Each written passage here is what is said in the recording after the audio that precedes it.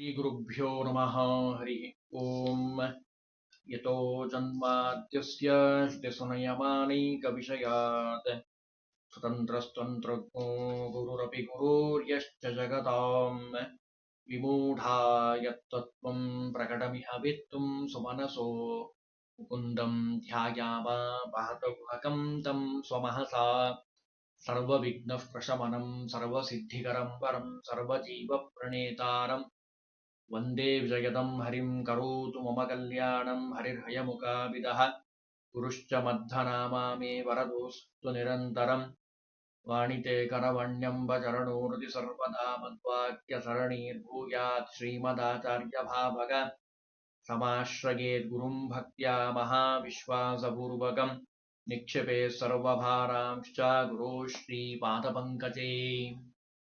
ಸ್ಕಾಂದ ಪುರಾಣದಲ್ಲಿ ಫಾಲ್ಗುಣ ಮಾಸದ ಕೃಷ್ಣ ಪಕ್ಷದ ಏಕಾದಶಿಯ ಮಹಿಮೆಯನ್ನ ಬಹಳ ಸುಂದರವಾಗಿ ತಿಳಿಸ್ತಾ ಇದ್ದಾರೆ.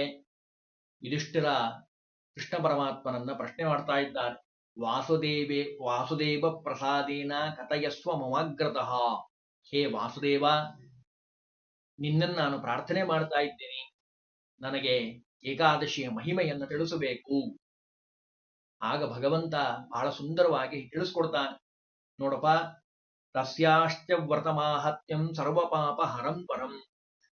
ಈ ಏಕಾದಶಿಯ ಮಹಿಮೆಯನ್ನ ಯಾರು ಶ್ರವಣ ಮಾಡ್ತಾರೋ ಅವರ ಎಲ್ಲ ಪಾಪಗಳು ಪರಿಹಾರ ಆಗ್ತಾ ಇದ್ದಾವೆ. ಈ ಪ್ರಶ್ನೆಯನ್ನ ನೀನೇನ್ ನನಗೆ ಕೇಳ್ತಾ ಇದ್ದೀಯಲ್ಲ, ಹಿಂದೆ ನಾರದರು ಸಾಕ್ಷಾತ್ ನನ್ನ ಮಗ ಬ್ರಹ್ಮದೇವರನ್ನ ಕೇಳಿದ್ದಾರೆ. ನಾರದ ಪರಿಪೃಚ್ಛ ಬ್ರಹ್ಮಾಣಂ ಕಮಲಾಸನಂ. ಬ್ರಹ್ಮದೇವರಿಗೆ ನಾನೇ ಹಿಂದೆ ಉಪದೇಶ ಮಾಡಿದ್ದೇನೆ, ಆ ಉಪದೇಶವನ್ನು ನಿನಗೂ ಮಾಡ್ತೀನಿ ಕೇಳು. ಇತಿ ಪೃಷ್ಟೋ ನಾರದೇನ ಪ್ರತ್ಯುವಾಚ ಪಿತಾಮಹ. ಬ್ರಹ್ಮದೇವರು ಯಾವಾಗ ನಾರದರು ಪ್ರಶ್ನೆ ಮಾಡಿದ್ರು, ಬ್ರಹ್ಮದೇವರು ಉತ್ತರ ಕೊಡ್ಲಿಕ್ಕೆ ಪ್ರಾರಂಭ ಮಾಡ್ತಾ ಇದ್ದಾರೆ. ನೋಡಪ್ಪ, ಇದನ್ನ ಕೇಳೋದ್ರಿಂದ ಶೃಣು ನಾರದ ವಕ್ಷಾಮಿ ಕಥಾಂ ಪಾಪಹರಾಂ ಪರಾಂ. ಈ ಕಥೆಯನ್ನ ಕೇಳೋದ್ರಿಂದ, ಆ ವ್ರತದ ಮಹಿಮೆಯನ್ನು ತಿಳ್ಕೊಳ್ಳೋದ್ರಿಂದ ಪಾಪಗಳು ಪರಿಹಾರ ಆಗ್ತಾ ಇದ್ದಾವೆ. ನೋಡು, ಈ ವ್ರತವನ್ನ ಯಾರು ಮಾಡುತ್ತಾರೋ ಅವರಿಗೆ ಜಯ ಪ್ರಾಪ್ತಿಯಾಗ್ತಾ ಇದೆ. ಅವನು ವಿಜಯವನ್ನ ಪಡಿತಾ ಇದ್ದಾನೆ ಈ ವ್ರತದ ಪ್ರಭಾವದಿಂದ. ಹೌದಾ, ಏನದರ ಮಹತ್ವ ಹೇಳಿಬಿಡ್ರಿ ಅಂತ ಕೇಳಿದಾಗ ಅದಕ್ಕೆ ಹೇಳ್ತಾರೆ, ಭಗವಂತ 14 ವರ್ಷ ಕಾಡಿನಲ್ಲಿ ವಾಸ ಮಾಡ್ತಾ ಇದ್ದಾನೆ. ನಮಗೆಲ್ಲ ಕಥೆ ಗೊತ್ತು, ರಾಮಾಯಣವನ್ನ ಶ್ರವಣ ಮಾಡಿದ್ದೇವೆ ನಾವು. ಅದರಲ್ಲಿ ಹೇಳ್ತಾರೆ, ವನವಾಸ ಮಾಡುವಂತಹ ಸಂದರ್ಭದಲ್ಲಿ ಸೀತಾ ಮತ್ತು ಲಕ್ಷ್ಮಣರೊಂದಿಗೆ ಪಂಚವಟಿ ಅಂತ ಇದೆ, ಅಲ್ಲಿ ವಾಸ ಮಾಡ್ತಾ ಇದ್ದಾನೆ ಭಗವಂತ. ತಪಸ್ವಿನಿಯಾಗಿರುವಂತಹ ಸೀತಾ ಕೃತಿ ರಾವಣನಿಂದ ಅಪಹಾರ ಮಾಡಿರುವಂಥದ್ದು. ಜನರಿಗೆ ನೋಡೋರಿಗೆ ಏ ಪಾಪ ಬಹಳ ಕಷ್ಟಪಟ್ಟಿದ್ದಾನೆ, ಸೀತೆಯನ್ನ ಕಳ್ಕೊಂಡಿದ್ದಾನೆ ಅಂತ ಅನ್ನೋ ಹಾಗೆ ನಟನೆ ಮಾಡ್ತಾ ಇದ್ದಾನೆ ಭಗವಂತ. ವನದಲ್ಲಿ ಸಂಚಾರ ಮಾಡ್ತಾ ಇದ್ದಾನೆ. ಯಾರು ಹೇಳಬೇಕು, ಕಾಡಿನಲ್ಲಿ ಯಾರಿದ್ದಾರೆ? ಯಾರು ಇಲ್ಲ. ಏನ್ ಮಾಡಬೇಕು ಅಂತ ಹುಡುಕ್ತಾ ಲೋಕದ ದೃಷ್ಟಿಯಲ್ಲಿ, ಅಂದ್ರೆ ಹೆಂಡತಿಯನ್ನ ಕಳ್ಕೊಂಡಿರುವಂತಹ ವ್ಯಕ್ತಿ ಮನುಷ್ಯ ಹೇಗೆ ಹುಡುಕ್ತಾನೆ ಅಂತ ಹೇಳಿ ಭಗವಂತ ಆ ರೀತಿಯಾಗಿ ನಟನೆ ಮಾಡ್ತಾ ಇದ್ದಾನೆ. ಜಟಾಯು ಇನ್ನೇನು ಮರಣೋನ್ಮುಖವಾಗಿರುವಂತಹ ಜಟಾಯುವಿನಿಂದ ಆ ಸೀತೆಯ ವಿವರವನ್ನ ತಿಳಿತಾ ಇದ್ದಾನೆ. ಅಂದ್ರೆ ಏನು ಗೊತ್ತೇ ಇಲ್ಲ ಪಾಪ. ಯಾರೋ ದಾರಿಯಲ್ಲಿ ಹೋಗಬೇಕಾದ್ರೆ ನಾವು ಹೇಗೆ ಕೇಳ್ತೀವಿ ನೋಡಿ, ಈ ದಾರಿ ಮೈಸೂರಿಗೆ ಹೋಗ್ತದಾ ಅಂತ ನಾವು ಹೇಗೆ ಕೇಳ್ತೀವೋ ಹಾಗೆ ಆ ಜಟಾಯುವಿನಿಂದ ಸರ್ವಜ್ಞ ಶಿಖಾಮಣಿಯಾಗಿರುವಂತಹ ಭಗವಂತ ಎಲ್ಲವನ್ನ ತಿಳಿತಾ ಇದ್ದಾನೆ. ಅರಣ್ಯದ ಮಧ್ಯದಲ್ಲಿ ಕಬಂಧ ಅನ್ನುವಂತಹ ಆ ಅಸುರನನ್ನ ಸಂಹಾರ ಮಾಡ್ತಾರೆ. ಜಟಾಯು ಮೂಲಕವಾಗಿ ಆ ಎಲ್ಲ ವಿವರವನ್ನ ತಿಳಿದುಕೊಂಡು ಅದು ಹೇಳ್ಬಿಡ್ತದೆ. ಹೇಳಿದ್ಮೇಲೆ ಪ್ರಾಣವನ್ನ ಬಿಡ್ತಾ ಇದ್ದಾನೆ ಆ ಜಟಾಯು. ರಾಮದೇವರು ಸುಗ್ರೀವನೊಂದಿಗೆ ಹನುಮಂತ ದೇವರ ಮೂಲಕ ಸಖ್ಯವನ್ನ ಬೆಳೆಸ್ತಾ ಇದ್ದಾರೆ. ವಾನರ ಸೈನ್ಯ ಸೇರಿರುವಂಥದ್ದು. ಕಪಿಶ್ರೇಷ್ಠನಾಗಿರುವಂತಹ ಜೀವೋತ್ತಮರಾಗಿರುವಂತಹ ವಾಯುದೇವರು ಅಶೋಕವನದಲ್ಲಿ ಸೀತೆಯನ್ನ, ಅಂದ್ರೆ ಸೀತಾಕೃತಿಯನ್ನ ನೋಡಿಕೊಂಡು ಆ ಮುದ್ರೆಯನ್ನು ತಂದುಕೊಟ್ಟಿದ್ದಾರೆ, ಅಂಗುಲೀಕವನ್ನ. ವೃತ್ತಾಂತವೆಲ್ಲವೂ ನಮಗೆ ಇದು ರಾಮಾಯಣದಲ್ಲಿ ಬಂದಿರುವಂಥದ್ದು. ಈ ಸಂದರ್ಭದಲ್ಲಿ ಅತಶ್ರುತ್ವ ರಾಮಚಂದ್ರೋ ವಾಕ್ಯಂ ಚೈವ ಹನುಮತಃ, ಇಬ್ರು ಮಾತಾಡ್ತಾರೆ, ಹಿಂಗಾಯ್ತು, ಹಿಂಗೆ ಇಂಥಲ್ಲಿದ್ದಾಳೆ ಸೀತಾಕೃತಿ, ಸೀತಾ ಅಂತೆಲ್ಲ ಮಾತಾಡಿದ ಮೇಲೆ ಯುದ್ಧ ಆಗಬೇಕು, ಅವನು ಹಂಗೆಲ್ಲ ಒಳ್ಳೆ ಮಾತಿಗೆ ಬಗ್ಗೋನಲ್ಲ, ರಾವಣನ ಸ್ವಭಾವವನ್ನ ಎಲ್ಲ ಹೇಳ್ಬಿಡ್ತಾರೆ. ಜೀವೋತ್ತಮರಾಗಿರುವಂತಹ ವಾಯುದೇವರು ಯುದ್ಧ ಆಗಬೇಕು, ಸೈನ್ಯವನ್ನ ಚೆನ್ನಾಗಿ ತಯಾರು ಮಾಡಿ ವಾನರ ಸೈನ್ಯವನ್ನ ಸಮುದ್ರ ತೀರಕ್ಕೆ ಹೋಗ್ತಾರೆ. ಸಮುದ್ರ ಅಗಾಧವಾಗಿರುವಂಥದ್ದು, 100 ಯೋಜನ ವಿಸ್ತೀರ್ಣವಾಗಿರುವಂಥದ್ದು. ಆ ಸಂದರ್ಭದಲ್ಲಿ ನಾವು ಈ ಸಮುದ್ರಕ್ಕೆ ಸೇತುವೆಯನ್ನ ಕಟ್ಟಬೇಕು, ಇಲ್ಲ ಅಂದ್ರೆ ದಾಟೋದು ಹೇಗೆ? ಹನುಮಂತನಿಗೆ ಶಕ್ತಿ ಇದೆ, ದಾಟಿಬಿಟ್ಟ, ಬೇರೆಯವರಿಗಾಗಬೇಕಲ್ಲ ಎಲ್ಲರಿಗೂ. ಸಮುದ್ರಕ್ಕೆ ಸೇತುವೆಯನ್ನ ಕಟ್ಟಬೇಕು. ಅಗಾಧವಾಗಿರುವಂತಹ ಸಮುದ್ರ, ನಾನೀಗ ಹೇಳಿದ್ನಲ್ಲ 100 ಯೋಜನ ವಿಸ್ತೀರ್ಣವಾಗಿರುವಂಥದ್ದು.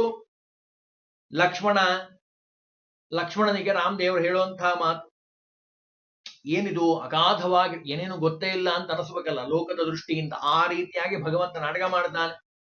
ಸೌಮಿತ್ರೇನ ಕೇನ ಪುಣ್ಯೇನ ತೀರ್ಯತೆ ವರುಣಾಲಯ. ಇದನ್ನ ಹೆಂಗಪ್ಪ ದಾಟೋದು, ಇಷ್ಟು ದೊಡ್ಡದಾಗಿರುವಂಥದ್ದು ಅಂದ್ರೆ ಮನುಷ್ಯ ಹೇಗೆ ಕಷ್ಟ ಬಂದಾಗ ಹೇಗೆ ದುಃಖ ಪಡ್ತಾನೆ ಅಂತ ನಾಟಕ ಮಾಡಿ ತೋರಿಸ್ತಾ ಇದ್ದಾನೆ ಭಗವಂತ. ಲಕ್ಷ್ಮಣ ಅವಾಗ ಹೇಳ್ತಾನಂತೆ, ನೀನು ಆದಿದೇವನಾಗಿರುವಂಥವನು ಅಂದ್ರೆ ಲಕ್ಷ್ಮಣನ ಬಾಯಲ್ಲಿ ಭಗವಂತ ತೋರಿಸ್ತಾ ಇದ್ದಾನೆ ತನ್ನ ವ್ಯಕ್ತಿತ್ವವನ್ನ. ಇಡೀ ಬ್ರಹ್ಮಾಂಡವನ್ನ ರಕ್ಷಣೆ ಮಾಡುವಂತಹ ಸ್ವಾಮಿ ನೀನು, ಅಂಥದ್ರಲ್ಲಿ ಇದೆಲ್ಲ ಯಾ ಲೆಕ್ಕ? ಆಗ ಲಕ್ಷ್ಮಣ ಹೇಳ್ತಾನೆ, ಇಲ್ಲ, ಇಲ್ಲೇ ಒಂದು ದೂರದಲ್ಲಿ ಒಂದು ಆಶ್ರಮ ಇದೆ, ಬಕದ್ಭಾಲ್ಯ ಅನ್ನುವಂತಹ ಋಷಿಗಳ ಆಶ್ರಮ, ಅರ್ಧ ಯೋಜನ ದೂರದಲ್ಲಿರುವಂಥದ್ದು. ಅಲ್ಲಿ ಅನೇಕ ಬ್ರಹ್ಮರನ್ನ ಅಂದ್ರೆ ಆ ತಪಸ್ವಿಗಳನ್ನ ನಾನು ನೋಡಿದ್ದೇನೆ, ಋಷಿಗಳನ್ನ ವಿಚಾರಿಸಿದ್ದೇನೆ.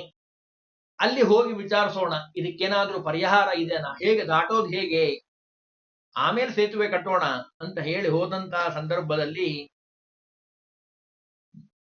ಹೋಗಿದ್ದಾರೆ. ದಂಡ ಪ್ರಣಾಮವನ್ನು ಮಾಡಿದ್ದಾರೆ. ಆ ಮುನಿ ಮಾತಾಡ್ಲಿಕ್ಕೆ ಪ್ರಾರಂಭ ಮಾಡ್ತಾ ಇದ್ದಾರೆ. ನಿಮ್ಮ ಹತ್ತಿರ ನಾವು ಬಂದಿರುವಂತಹ ಉದ್ದೇಶ, ಕಾರಣ ಏನು ಅಂದ್ರೆ, ಇವತ್ತು ನಾವು ಸಮುದ್ರಕ್ಕೆ ಸೇತುವೆಯನ್ನ ಕಟ್ಟಬೇಕು ಅಂತ ಹೊರಟಿದ್ದೀವಿ. ಅದಕ್ಕೆ ಒಳ್ಳೆಯ ಉಪಾಯವನ್ನ ನೀವು ತಿಳಿಸಬೇಕು ಅಂತ ಕೇಳಿದಾಗ, ಅದಕ್ಕೆ ಆ ಭಕದ್ಭಾಲ್ಯ ಅನ್ನುವಂತಹ ಋಷಿಗಳು ಹೇಳ್ತಾ ಇದ್ದಾರಂತೆ, ಒಂದು ವ್ರತವನ್ನ ನಾನು ಹೇಳ್ತೀನಿ, ಆ ವ್ರತವನ್ನ ನೀವು ಆಚರಣೆ ಮಾಡೋದ್ರಿಂದ ನಿಮಗೆ ವಿಜಯ ಪ್ರಾಪ್ತಿಯಾಗ್ತಾ ಇದೆ. ಭಗವಂತ ನಮಗೋಸ್ಕರವಾಗಿ ಆ ಋಷಿಗಳೇನ್ ಮಾಡಿದ್ರು, ಭಗವಂತನ ಮುಂದೆ ಒಪ್ಪಿಸಿದ್ದಾರೆ. ಇಂತಹ ವ್ರತ ಇದೆ. ಯಾವ ವ್ರತ ಅದನ್ನು ಹೇಳ್ತಾರೆ. ಫಾಲ್ಗೂಣಸ್ಯ ಅತಿ ಸಿತೇ ಪಕ್ಷೇ ಏಕಾದಶಿ ಬರುತ್ತೆ, ಫಾಲ್ಗುಣ ಮಾಸದ ಕೃಷ್ಣ ಪಕ್ಷದ ಏಕಾದಶಿ. ತಸ್ಯಾ ವ್ರತೇ ಕೃತೆ ರಾಮ ವಿಜಯಸ್ತೆ ಭವಿಷ್ಯತಿ. ಈ ವ್ರತವನ್ನ ಆಚರಣೆ ಮಾಡೋದ್ರಿಂದ ನಿಮಗೆ ವಿಜಯ ಪ್ರಾಪ್ತಿ ಆಗ್ತಾ ಇದೆ. ಖಂಡಿತವಾಗಿ ನೀವು ಗೆಲುವನ್ನ ಪಡಿತಾ ಇದ್ದೀರಿ. ನಿಸ್ಸಂಶಯಂ, ನನ್ನ ಮಾತಲ್ಲ, ಅಲ್ಲಿ ಶ್ಲೋಕದಲ್ಲಿರೋದೇ ಹೇಳ್ಬಿಡ್ತೀನಿ. ನಿಸ್ಸಂಶಯಂ ಸಮುದ್ರಂ ಚ ತರಿಷ್ಯಸಿ ಸವಾನರಃ. ಅನುಮಾನವೇ ಇಲ್ಲ, ಈ ಸಮುದ್ರವನ್ನ ಶೀಘ್ರವಾಗಿ ದಾಟ್ತಾ ಇದ್ದೀರಿ. ಭಗವಂತನಿಗೆ ಅಸಾಧ್ಯವಾದ ಯಾವುದ್ರಿ? ಸೂಚನೆ ಮಾಡ್ತಾ ಇದ್ದಾರೆ. ಏಕಾದಶಿ ಮಹಿಮೆಯನ್ನ ಭಗವಂತ ಆ ಋಷಿಗಳ ಮೂಲಕ ನಮಗೆಲ್ಲ ತಿಳಿಸ್ತಾ ಇದ್ದಾನೆ. ದಶಮಿ ದಿವಸೇ ಪ್ರಾಪ್ತೆ ಕುಂಭಮೇಕಂ ನಕಾರಯೇ. ದಶಮಿ ದಿವಸ ಪೂರ್ಣವಾಗಿ ಕುಂಭದಲ್ಲಿ ವಿಶೇಷವಾಗಿ ಸುವರ್ಣದ್ದಾಗಿರಬಹುದು, ಅದನ್ನೆಲ್ಲ ಹೇಳ್ತಾರೆ. ಹೇಮಂ ವಾ ರಜತಂ ವಾಪಿ, ಬಂಗಾರದ್ದು, ಬೆಳ್ಳಿದು, ತಾಮ್ರದ್ದು, ತಾಮ್ರಂ ವಾ ಅಥವಾ ಮೃಣ್ಮಯಂ, ಅದು ಮಣ್ಣಿಂದು ಆಗಿರಬಹುದು. ಅದರಲ್ಲಿ ಚಿಗುರೆಲೆಗಳಿಂದ ಅಲಂಕಾರ ಮಾಡಿ ಸಪ್ತಧಾನ್ಯಗಳನ್ನು ಹಾಕಿರುವಂತಹ ಮಂಡಲದಲ್ಲಿಟ್ಟು ವಿಶೇಷವಾಗಿ ನಾರಾಯಣನ ಪ್ರತಿಮೆಯನ್ನ ಇಟ್ಟು, ಸುವರ್ಣದ ಪ್ರತಿಮೆಯನ್ನ, ಹೈಮಂ ನಾರಾಯಣಂ ಪ್ರಭುಂ, ಆ ನಾರಾಯಣನನ್ನ ಇಟ್ಟು ಪೂಜೆಯನ್ನ ಮಾಡಬೇಕು. ಮರುದಿವಸ ಏಕಾದಶಿ ವ್ರತದ ಆಚರಣೆ. ಗಂಧ ಮಾಲ್ಯಗಳಿಂದ ದ್ವಾದಶಿ ದಿವಸ ರಾತ್ರಿ ದಿವಸ ಜಾಗರಣೆ ಮಾಡಬೇಕು. ರಾತ್ರೋ ಜಾಗರಣಂ ಚೈವ ತಸ್ಯಾಗ್ರೇ ಕಾರಯೇತ್ ಬುಧಃ. ವಿಶೇಷವಾಗಿ ಭಗವಂತನ ಸ್ತೋತ್ರವನ್ನ ಮಾಡಬೇಕು. ರಾತ್ರಿ ಜಾಗರಣೆ ಆದ ಮೇಲೆ ಮರುದಿವಸ ದ್ವಾದಶಿ ದಿವಸೇ ಪ್ರಾಪ್ತೆ ಮಾರ್ತಾಂಡೋಸ್ಯದೋದಯೇ ಸತಿ. ಮಾರ್ತಾಂಡ ಅಂದ್ರೆ ಸೂರ್ಯೋದಯ ಆದ ಕೂಡಲೇ ವಿಶೇಷವಾಗಿ ಆ ಭಗವಂತನನ್ನ ಅರ್ಚನೆ ಮಾಡೋದ್ರಿಂದ ಆ ಕುಂಭವನ್ನ ಬ್ರಾಹ್ಮಣೇ ವೇದಪಾರಗೆ ವೇದಾಧ್ಯಯನ ಮಾಡಿರುವಂತಹ ಒಳ್ಳೆ ಜ್ಞಾನಿಗೆ ಅದನ್ನ ದಾನವನ್ನಾಗಿ ಕೊಡಬೇಕಪ್ಪ. ರಾಮದೇವರು ಆ ಋಷಿಗಳ ಮಾತನ್ನ ಕೇಳಿ ಎಲ್ಲವನ್ನ ಮಾಡಿದ್ದಾರೆ. ಅನೇನ ವೃಧಿನಾ ರಾಮ ಯೂಥಪೈ ಸಹಸಂಗತಃ ಎಲ್ಲರೂ ಆ ವ್ರತವನ್ನ ಮಾಡಿದ್ದಾರೆ.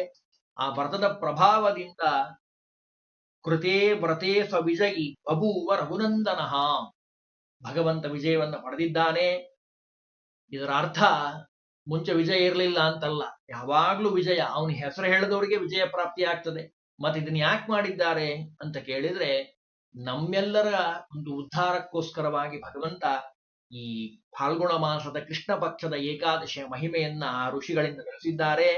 ಅನೇನ ವಿಧಿನ ರಾಜನ್ ಏಕುರುವಂತೆ ನರಾವ್ರತಂ, ಈ ವ್ರತವನ್ನ ಯಾರು ವಿಶೇಷವಾಗಿ ಶ್ರದ್ಧಾಭಕ್ತಿಯಿಂದ ಆಚರಣೆ ಮಾಡುತ್ತಾರೋ, ಪೂರ್ಣ ಉಪವಾಸ ಏಕಾದಶಿ ದಿವಸ, ನಮ್ಮ ಎಲ್ಲ ಕಷ್ಟಗಳಿಗೆ ಮೂಲ ನಾನು ಬಹಳ ಸರಿ ಹೇಳಿದ್ದೇನೆ, ಅದು ಪಾಪ.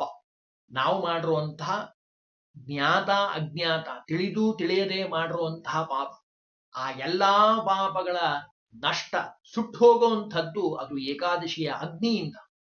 ಅಂಥ ವಿಶೇಷವಾದ ಬಲ ಅದು ಆ ಏಕಾದಶಿಗೆ ಭಗವಂತ ಕೊಟ್ಟಿರುವಂಥದ್ದು.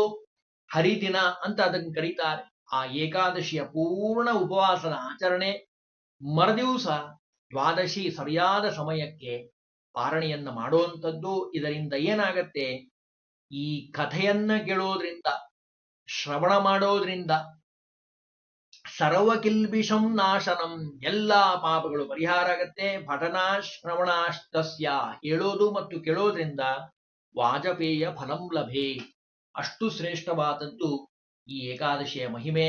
ಹಾಗಾಗಿ ಸ್ಕಾಂದ ಪುರಾಣದಲ್ಲಿ ಬಂದಿರುವಂತಹ ಫಾಲ್ಗುಣ ಮಾಸದ ಕೃಷ್ಣ ಪಕ್ಷದ ಏಕಾದಶಿ ನಾಳೆ ಬರ್ತಾ ಇದೆ. ಆ ಏಕಾದಶಿಯನ್ನ ಆಚರಣೆಯನ್ನ ಮಾಡಿ ಆ ಭಗವಂತನ ಅನುಗ್ರಹಕ್ಕೆ ಪಾತ್ರರಾಗಬೇಕು.